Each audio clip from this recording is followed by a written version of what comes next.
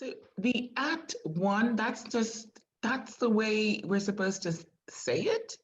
At one. Atonement.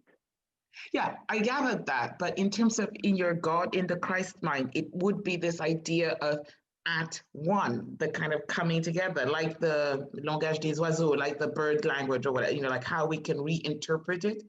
The kind of idea of atonement is the at being at one. Yes, being one, because there is Oh, only one.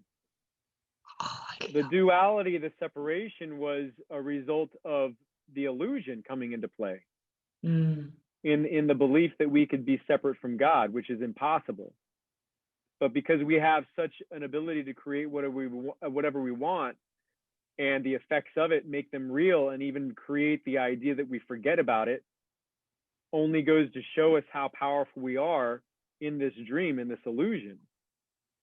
So conceptually speaking, this gives us a foothold to be able to understand it from like an intellectual perspective, to be able to understand the work that's involved that this is talking about, and the emphasis on forgiveness, which in reality isn't even necessary or real in and of itself.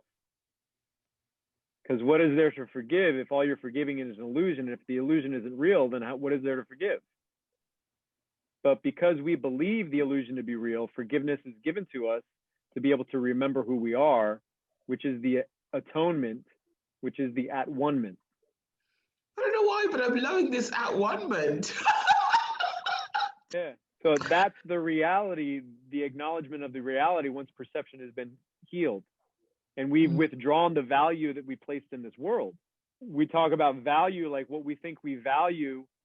When we start to do this, you start to become aware of how you valued so much that is actually valueless. Like everything almost. Everything in this world, Right. Everything that is perceived outside of us, everything that we think is going to give us something of value is valueless.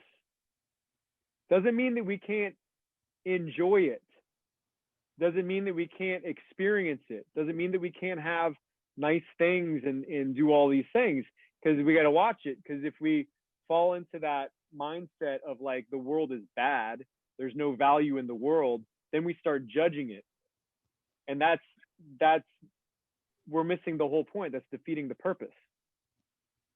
We want to enjoy this. We want to get to a place from our nightmare of pain and suffering to a happy dream, and from the happy dream wake up to reality.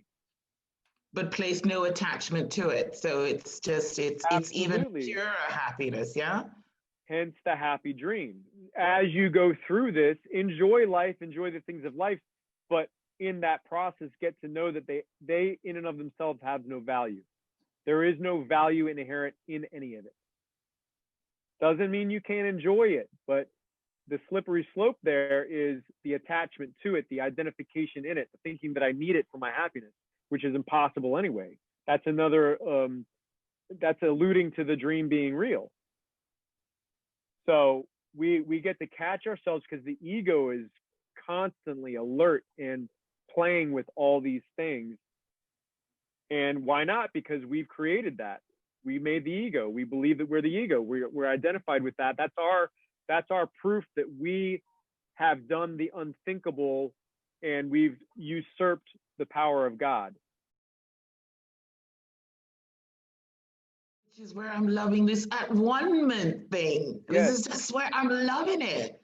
That's the purpose of why we're here, is the atonement, the at one-ment. And the cool thing about it is we can't do it without each other. So relationship is necessary, especially the relationships that we have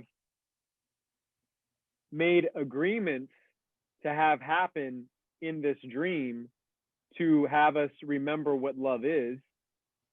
The relationships where we would normally be resistant to, in judgment of, not like, think people are horrible, all those things are really, those people are our saviors